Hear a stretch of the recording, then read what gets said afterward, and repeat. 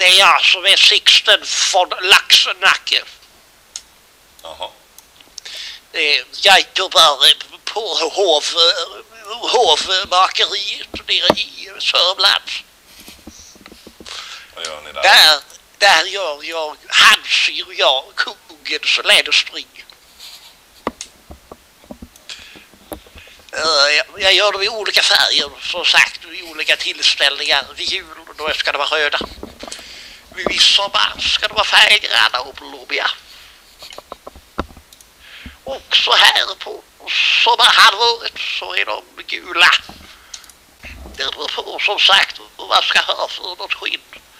Vi har det allra dyraste då, som sagt, lufttorkade negerskinn från savannerna nere i Afrika. Negerskinn